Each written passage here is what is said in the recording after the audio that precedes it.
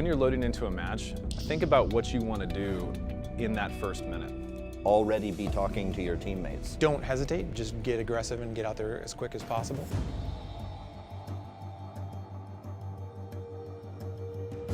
The thing you need to look out for in deck building for Blitz is be flexible. You only have 12 very precious slots. I really try to make sure that I have everything that does more than one thing. For a 1v1 deck, you really need a fairly balanced deck with a few flex slots. If you're playing in teams, you have a bit more flexibility because you can choose to specialize in a slightly different way. So you can go with heavier units and more powers. I kind of build from my Uber unit down. What do I want the biggest, baddest hurt to be? I think all of the leaders bring something interesting to the table. They all have two different unique starting armies. I definitely have recently been playing Shipmaster more. He starts with very fast units. He starts with Ghosts or Marauders, which are quick.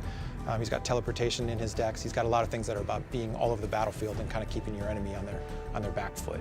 One of my favorite leaders is still Cutter. If you wait in the later game and you bring in, ODST drop, ODST assault group, turret drop, Cyclops drop, and then follow it up with close air support, you basically can put a huge army on the field in a matter of seconds. If you're a really big fan of kind of being tricky and manipulative, then the Isabel leader would be a good one for you. I really like the take control aspect of her units being able to kind of like hack AI or send hologram decoys.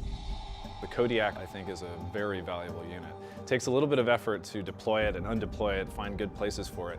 They can put down a heck of a lot of firepower in a really short amount of time. I love aerial units. Their big strength is terrain is not really an issue. It's great for swooping in and capturing points. Make great use of the healing units like the Engineer and the Nightingale. Those are some of the most important units in Blitz. I definitely like to throw things like Blisterbacks out there and try to kind of control areas on the ground. Some Nightingales with some Hornets flying cover are really an interesting, powerful combination.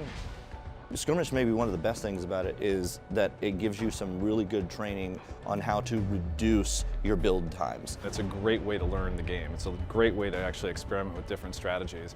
How can I get to my best point the fastest? And Skirmish is a great way to get that repetition in and practice that. Get your economy going fast. There's loads of ways to capture resources, whether it's through points, running around the map, get your Marines out there, start picking up crates, go and see what the AI is up to. Because if you're playing Skirmish, assume it's coming with the rush.